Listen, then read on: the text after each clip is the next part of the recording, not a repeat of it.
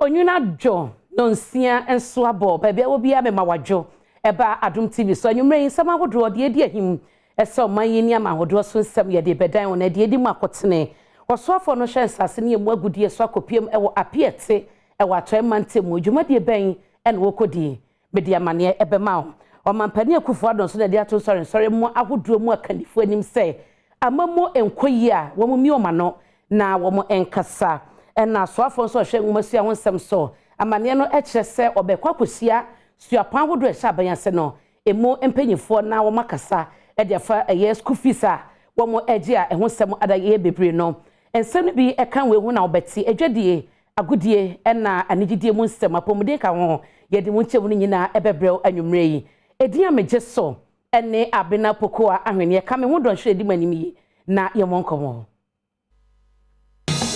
yes asie ewo aguna suadru na circuit court a ewo honom na akwa setina ama ekwawi akire no abrantie sowa yo no abotuo akunipa no wo mo ekese court atana asem no so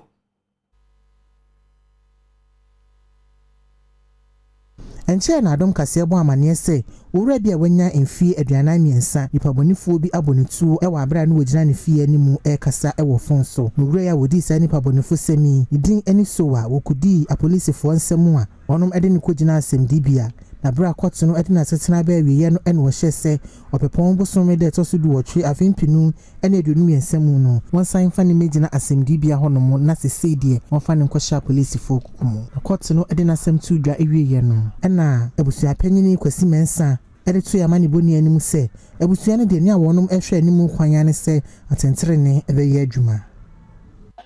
enche bia na me baba akobeka kire me se na kontan onam hanum a oko boy ne di tro di na chi akoma kontan ne fie se oyo kromfo bewia no nti se wan kire ba bi ote a obebo nutu ana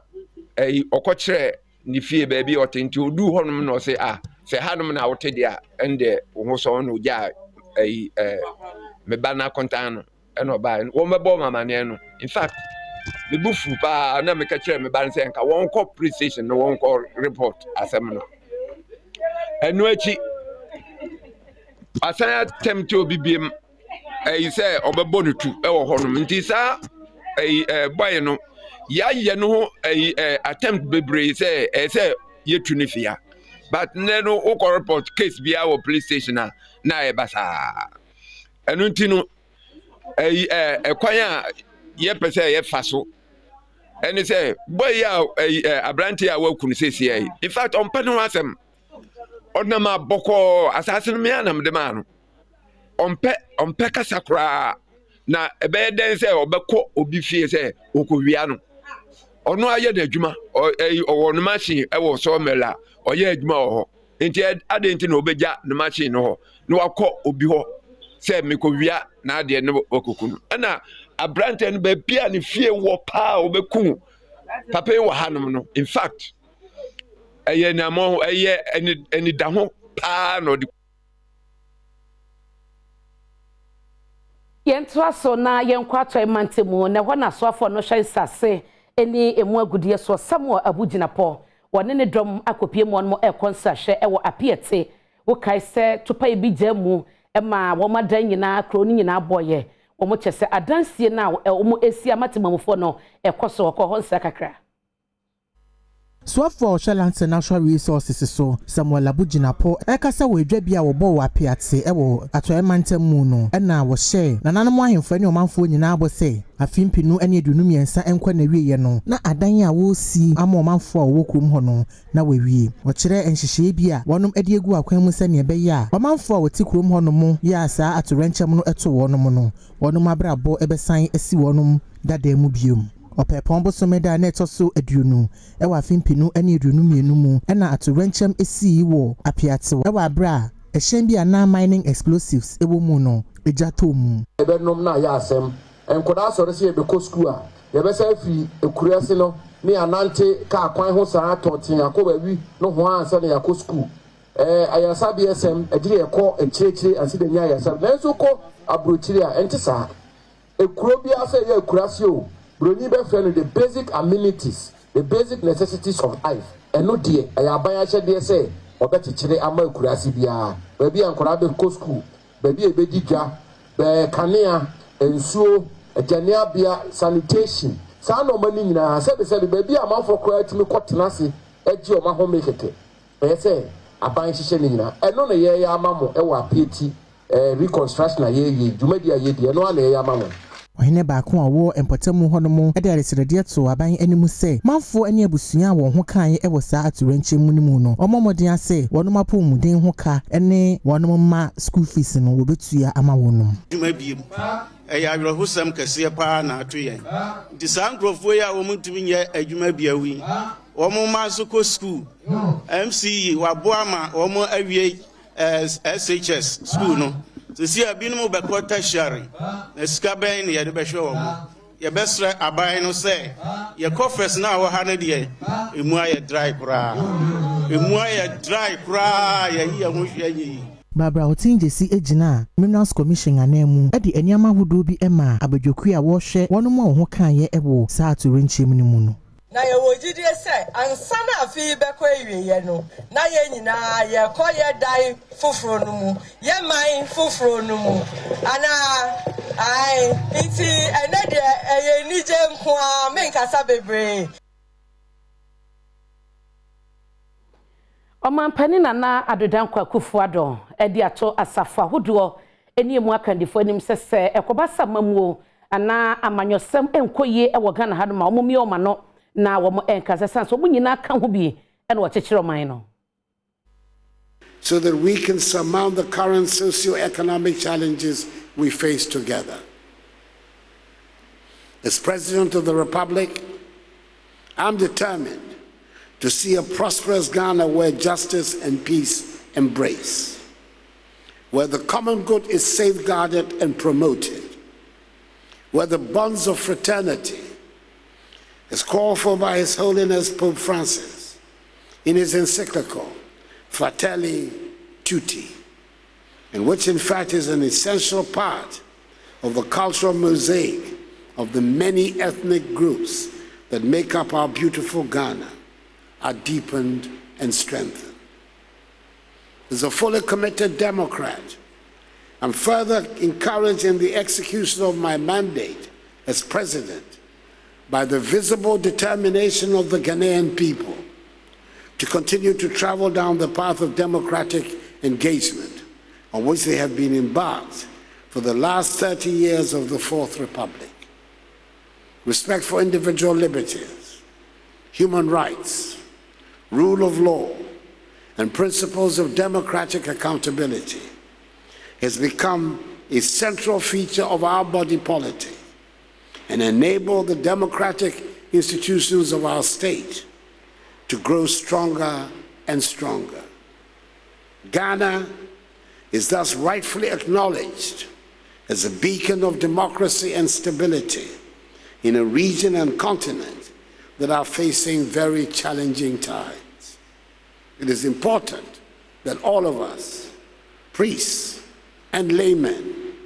continue to uphold the democratic values whose application has produced this healthy result, and which provide us with the most effective means of resolving our contemporary difficulties, and thereby preserving the freedom, progress, stability, and unity of our nation. While thanking you for all you do, may I entreat you to continue and preach about the need for solidarity, a key tenet of Catholic social teachings, which emphasizes the, quote, firm and persevering determination to commit oneself to the common good. That is to say, to the good of all and of each individual, because we are all really responsible for all, unquote. We need it as a nation in these times. From the pulpit, do encourage hard work, understanding work as a vocation, and patriotism as a virtue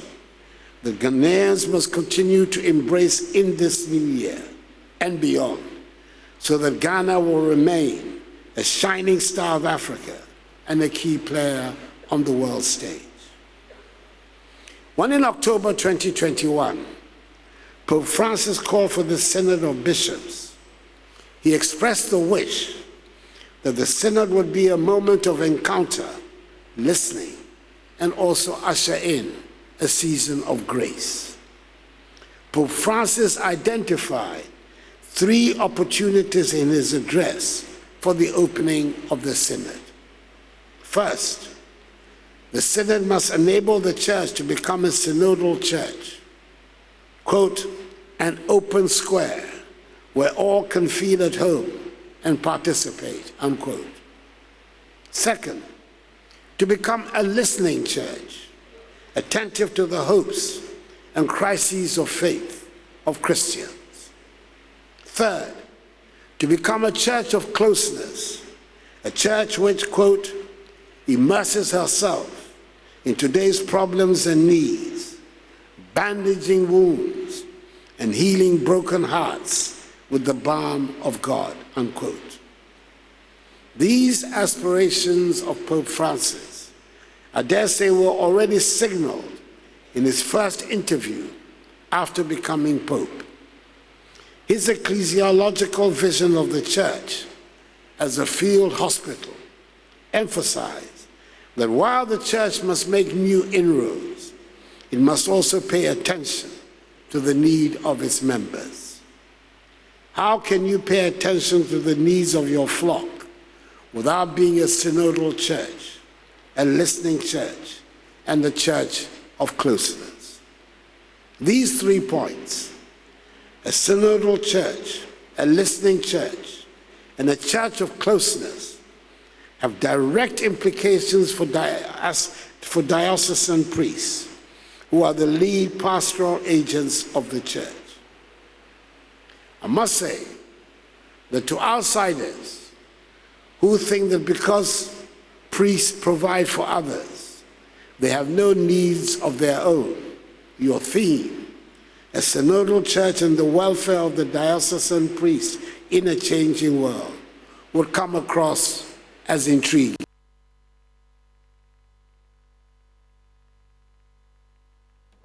Omampani di nsem wo nyina to dwa ebra Catholic bishops no hyiamudi a efie mienu bi omo ye no ahyase bosua da neto so miensa ebekwa kowie ne de to so ensia eho e no di nsem wo yi eto dwa ye beto aso na yakohwe sua pan godro mu na fie wo be ko bi a obehunu se fees a omo dada no etua ene afoforo mpo a wo makwa wo tua no schools no atotum beso ha mo tichemu aduonum enam so ma edintinyi wase bebre no anaba abeto asuafo no ene schools nentem na yekasei no osofo no hye enwomasua ho nsem so ene panyifo ekwakosia adwendwene sansem yi ho Ansana university bia be charge students fees no, and Mecca University I'm referring to the public university because na buying sashasi in terms of on music assembly ade mra friend fees and charges act no ahye ketene say e wo say we propose fees and what they call parliament na parliament hwehwema no hwe de wudi fees ne dia ye we ni ya na watima ka say bia fees no yenye a amount and say b amount and say amount na ne nyina e wo ho se de be ya university ni bia na say university bia nka say wono de say no person wo de bia na babro mo fra na ye de ahoden so ti o man ne nyina aka bo mo trase ne mpanifo ahwe na parliament won mu nyina ahwe fees and charges act no eno na e mass kwan na hye emremu no e ma parliament to me no mu esa the parliament to mu say 15% of last year's fees, referring to the 2020-2021 academic year, which is the last year fees. But say universities need be anti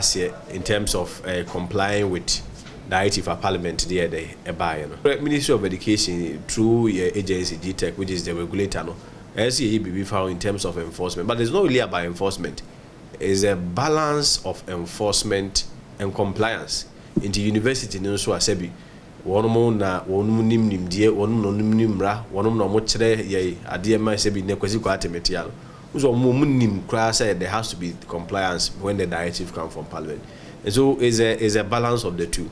But say bi the hu hia ne say assembly nipa na beka, and ultimately leadership has to be demonstrated. nti owura Dr. ya said dwumbra yenya ennuanoma school for one more petition by openia oda nuksano Dennis Labi no mo one more petition by cite some of the universities on my flouted the regulation as one more ni parliament as more kind so minister Fred universities in Yansan power cha omra no mo trans na baby a pepe ye dem fanya de ento diminimze wo chena mi wogidie kese pa se ye ni universities in trans J-Tech nso wo ho student bodies nso wo ho a openia dutu se bo bi pay o betimi no makama somdua ye dey aba na fe baby e said that no dey ato na mi se ade ba akokra na se before okra meeting ni be koso kra no institution bi te se KNUST there ono de o ma withdraw kra se o ma reverse to what parliament has decided enti one mo twa fees kra bo so no the understand I have is a one reverse am omo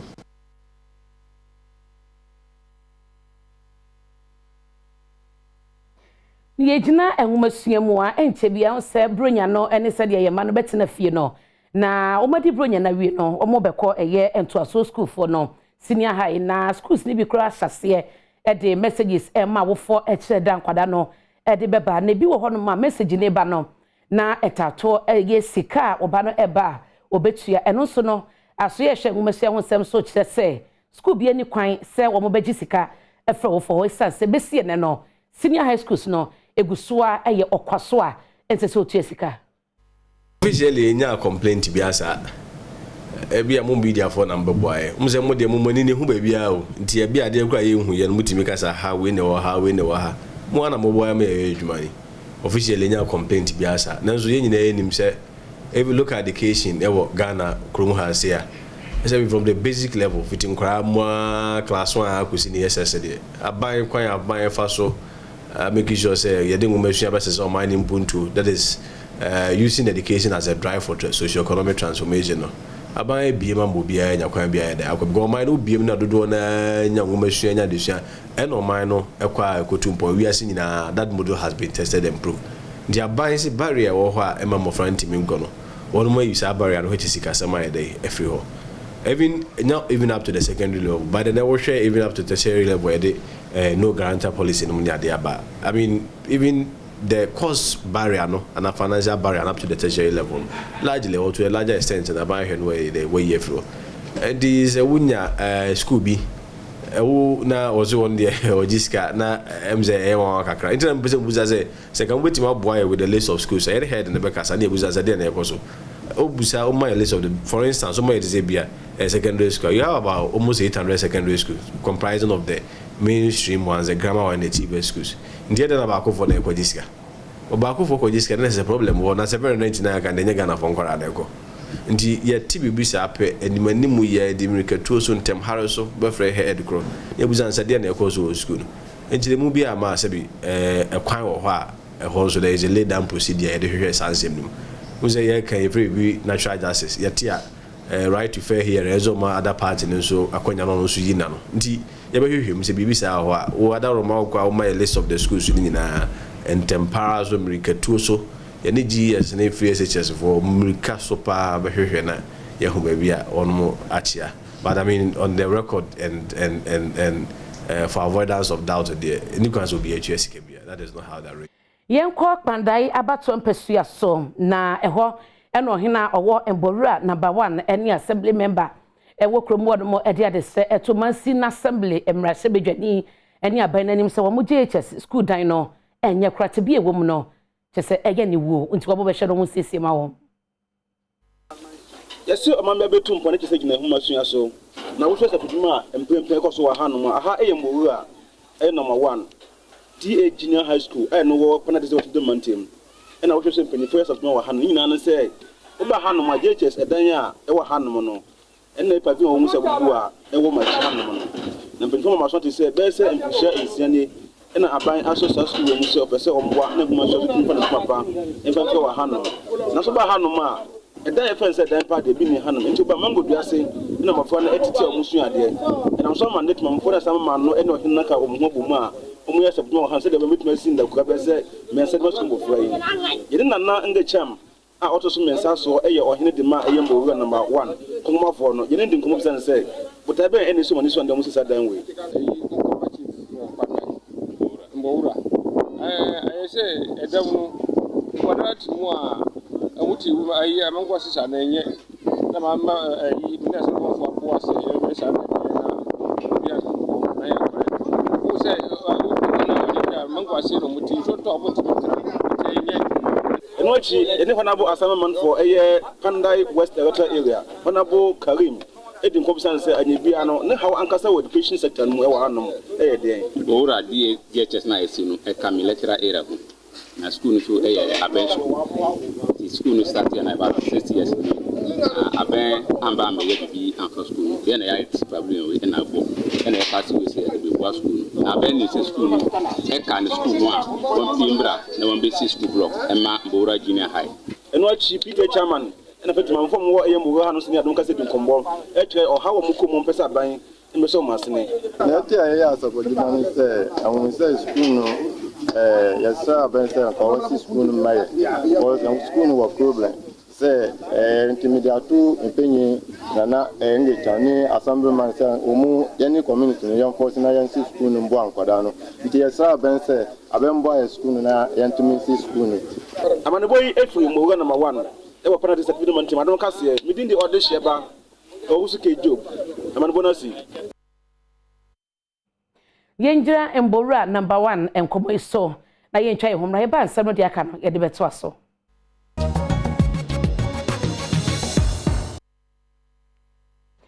mamena wase na mensama wakwaba emra kasebo iso na se abano ewo nsusuye na wode toto ne ma na enuane a yedua ne nsase no mu bebo ho ban na akwanim no amane efi bromantemo eba no echese anantwie age aban ekwaya wakora ewo honom no omagie abos wo senfuo esan sase Ekwafo ya wo mo ebo wenchi Sunyane West Bekum East anytime mesne ne mo ya ne nyina wo bono mantam ne mo no wo mo nsase wo mfudie ene wo ndoba yedie na ntwa ya wo ndodo ne man no e wo mantam ne mo no ase ne nyina anya no nko a sanso so na mantam no kwa yebretuo esanso de ho ada ne anantwi na atena ye ne nte no amakwa yebretuo nnuane ene nsase ne de ne nyina so ase poto na Adom kase ene kefo no pi edi nkomo no ena wo kyerese enya de so betimi adono ba ye bebre e wo kua bre mu ena fulani fo na ntwe ya wo maja wo mo ama wo mo se wo mfudie wo nsase ene no bayenti so president so akan chere say mabunu no banye kuya djuma ye ba dan ye kuya djuma wo ba to adro 10 million adaka box no wa ko spray na ntwe na ko say wo kura de wo banya de no onya nti afi we kura ye ba mabu se de be ya ye betimi adokura no ye hu de be ye ba bia do forest first na mayi ama say ye nye adwuma ho ye do abrotimi bags bebre ba se de eni ho biem o ma be forest na boso o ko wa afra ni nya no wa twesi kan bi mu kura tuompo a odi agro betwe e de akun wo nwuram ho anadwo na mo de mo anu nam ama se de how bebre ene e hwan kare da forest ya no se nka yetimi to banche ho gise badoma se ni asena be to banche e se o mo dollar ni mu nyina o mo bode no mu nyema nyina o ma sei no mra ye wo mu susu se abana mfa ne se amam ama ya sojafo ama meka ho a wo kitatuo kura wuduru kura no a o mu mu se wo kitatuo Enuachi manager da Sunyane Forest Services Division no ano Owura Francis Brobe enso card ka ho se ntwetwe no kokobododo na enodema safula foi se de nkebe bua ama wo mo na ntwi a wo ka won so no wo mayi wo mo de Afrika ibetonim ne so nya de se nkyerɛkyerɛ no na kokobo no wo motie na sopem education ebe bia de ya ye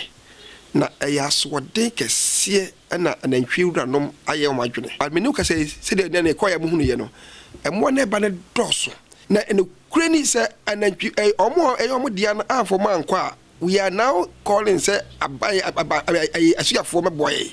opanyi ya no siye na plantation manager Emma from Ghana enso card piece so say okoya fulani fo no de wo mu nam no enya kura isanse to de bia otumi twaja e de to kwa ibretu no emu sanso so na kuafo wo mo do no baye wo ho no eya wo mo ehunu huna wo mo weyinti aban no fona no embetum issue so esanso e security threat o say mining nyina ya sorry na yetumi eboa so na be ya sa hawa ebetumi afimu aba no ebi emaye so sa ye nyina na so am implement mining mra na ebra sa dwumadie na fulani fo no edi ewo ye kwemu ene mfu a etwa enho hia na ade bia be ha adwen ye bia be ha adwen ye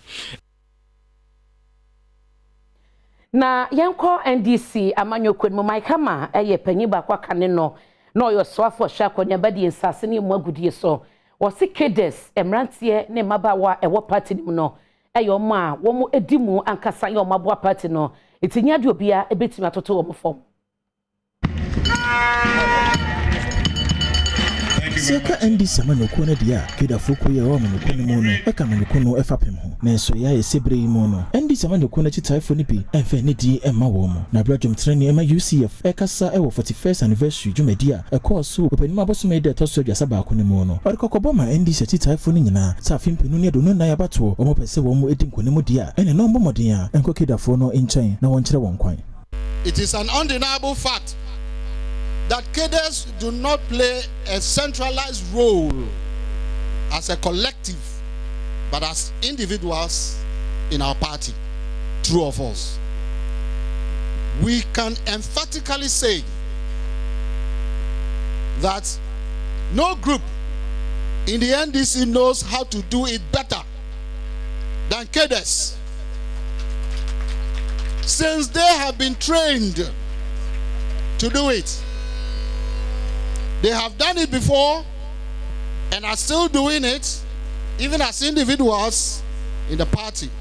Enuachi enka ne so afọ hwa akwanedi ensase ene fuma gudi ho nsem so owura maikama enso sisi nsem bi so ekire se ehun ya ye pa se ene ndi sekitaifo no ede ni de bema dwumadi a kedafo ko no mre bi edi ye edema amanyoko na enu nti ama ene NDC eda so agina ne naso emse embreka ka ye ewrem no I said na ye wie efi de bia ye fi ewa enti sa bakosom so wie fi de bia wo fi a ebe ma bad din so betumi etumpon because baby are freeing mistakes no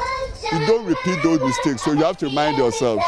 And so owura maikama esa kadi kan ho se empanyifo wodo wayi wo mo se wo mo ndi amanyoko no enim no embom homodin ase dwumadi a woyi won se won bidi no wo mo be ne pepepe Yeye be afemudie as leaders and also as members of the party at various levels. But omuso sasa dini se omuso betum hosi wo no mo masika endi omukan mama obi first can da adamu na ejuma ebe ye nyina no ade be chi no na cause ade da ye to aba no obi akoton the dachi am because of his country. Na mayenyina we so na yenya boafo kato ye ba apomode ho nsem me de beto aso meda se wo kame ho ye hye apomode mu nsem mu ukọ Pandai District Hospital Dr. Penyo wo honom e de atudwa ese ene HIV yaremo no e ma ne hom ne so pa e wo mansinu mu a wo chese e hadwe. Dr. Aziz medical superintendent ewo Pandai Mensini Ayaresabia na wone odehye ba wusu job enkomo twetwen mu no ene odi tudwa se de esesei HIV yare no ema ne hom ne so ewo Mensini nim hono no e hadwene o kiremu a ebraso se omanfo nyina ne kabiomfo ebeka wo ho abomu se be ya wode mmabunu ebefa nchechire mu amu hu ni nti ehu hia amu otumi abo wo ho ban na aboa ama HIV yare no se de esan omanfo no ano abrase or even years what do you call it, the HIV prevalence in Panda here. HIV is like one of the issues of disease of concern to us, and we are trying as much as possible to see whether we can conduct campaigns around and educate the communities. So all I'm saying this time around is, as Christmas beckons, we should just be mindful of that HIV is still real. HIV is with us. So please, let's exercise cautions. Let's exercise all the standard precautions, the abstinence, the faithfulness, and the protection, the use of condom. So please. Yamani buni eto aso ani omanfo te Pandai Mensini nim ekotwetwe nkomo enum na wonom so ehye bo se wonu anyonkofo nu abusuafo ebekasa sebia wonfa won ho enhye no yoyi a ebema wonom enya sa ya wie bi emu ewo oman Ghana na ewo yaman Pandai nti mbre bia mo ewo se yam da ye ho so se na ebe ya sa yare no entre na ebe bu ama ye nkwala no omoba no so no omo atimi amomo asundwe nti ya awofo no adechi bia no ye kasa mo omo se na ebe ya sa na ema wenu ensi omo abrabo na ebe bu ama Pandai so atimi ade ntuma pa fra nti esi de ewo ho pa mpajo nya ya ti no esi ebe ka kire ya ba beti we de ebe ka kire afoforo enuanu se enuanu kitu anu omo nhwe omo yiye na omo mbo omo ban na omo nhwe omo so yiye hwe na omo ankwa nkwa mba hwe ne musa esini de abo musese banda de abo mu pa nti esra yamma na yemre yenkwala me ma na yemme ekunu muso aja esra mo na mape omo twa so mai. Edwadie mu nsɛm no ekɔ IMF a panyin wɔda no ɛyɛ Kristalina Georgieva wɔde atodwa ɛsɛ wɔn guso ne amama hodo bi Ghana de wɔn ka no ɛkasa sɛbɛn na wɔn de ka no ɛbɛkyɛ yɛn. Managing Director wada International Monetary Fund Otwanity say IMF no ano ensem bi odatoja ene say omo fund no any international creditors bi edin sawoso say de beye kadodo Ghana ede no ombetumi eye free ho say wo kyerem dia ana mo ya wotu say de beye ama hodo omo ka eburu omo so na wo ntumi entua no ombetumi eye ni nyina afri ho ya saman no ebi ne Chad, Ethiopia, Zambia, Ghana, Lebanon ene de ka ho na abrɛwɛ ni America de Urubo kasafidie CBS edin komo no na wo kyerɛ say ɛho hia pa de ma de hia wo mo wo saman ni nyina mu say ka woman no edeno ebetumi afri ho lisa ne mebesisi obi asafa na nyina mu ntino amana ye den sa aman yi e ka wo modeno ombetumi de osia ye oyo no matua oto aso kyerɛ mu se goba ne se aman hodo ye de ka no ebedo so e obi ase de a e de ha kɛsie ne bebre edwadie esan se amampa ye nim se ba na sikasɛm a wo mu egyina brane no wa bra COVID-19 ene Russia Ukraine war no eba so no wo mu posikasɛm ehinhim ye na ntse sa aman yi a wo mu edeka no. So far the countries that are in that distress are not systemically significant to trigger a debt crisis. Let's just look at the map. Which are these countries? Chad, Ethiopia, Zambia, Ghana, Lebanon, Suriname, Sri Lanka. Very important for their people that we find a resolution to the debt problem, but the risk of contagion is not as high. However, if that list continues to grow, and let's remember, 25% of emerging markets are trading in distressed territory, then the world economy may be for a bad surprise. And this is why at the IMF we are working very hard to press for debt resolution for these countries. And we have engaged the traditional creditors, the Paris Club, the non-traditional creditors, China, India, Saudi Arabia. Our call is very simple: urgency. We have to act.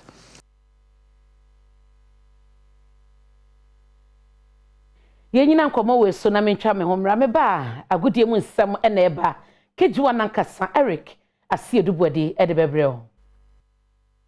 Right, fantastic evening. We see some kwa be mra so yen sama ekoso wo agudie mu na nyuma into draws on the SFata Salty na ya wabo no na ye de ebrewo na ye be hyase e de afi ni a trend de ekoni Cristiano Ronaldo they say de anasafo ne omwawie a kwambia so no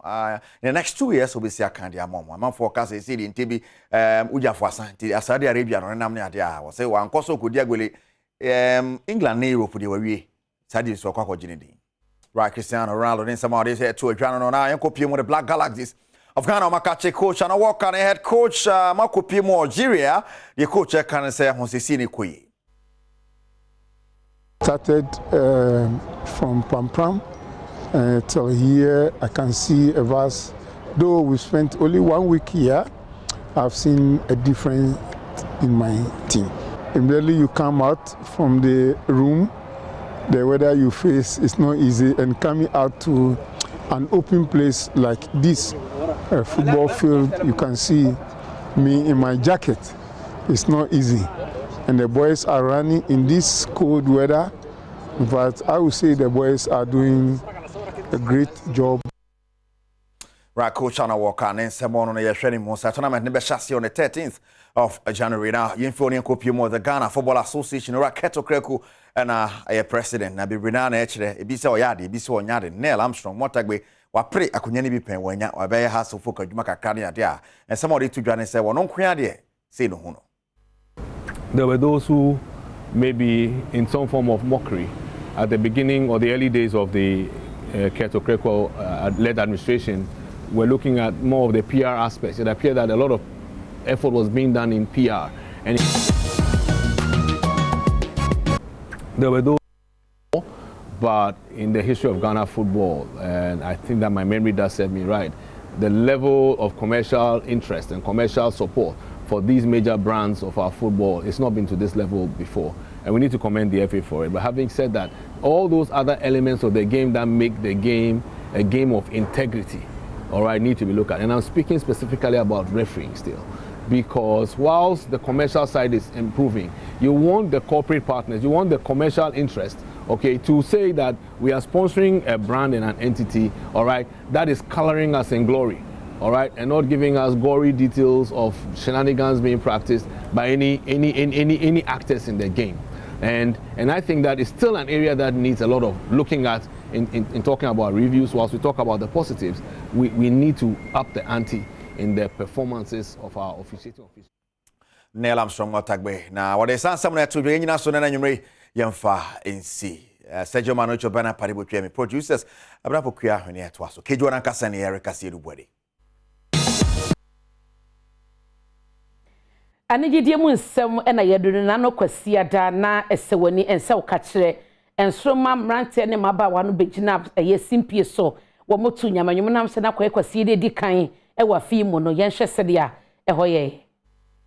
afei maso jombi ɛyi me shefu na ye letwa yinyo ashene nyonya teta wedi kuku we so ready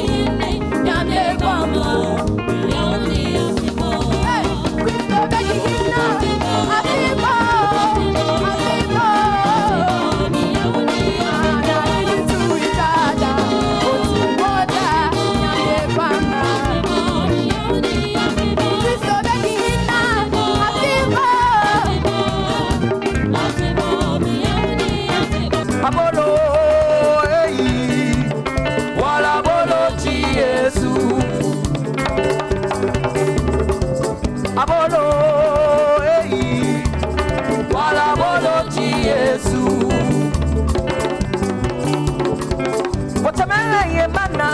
Egala no na meboy abolori jengwani bana kuni waye koni washi moni abolola e ba shikaya na no wasamela ye bana egala no na meboy abolori jengwani bana kuni waye koni washi moni abolola e ba shikaya na moni abolola e ba shikaya na onyami bechawo si abotra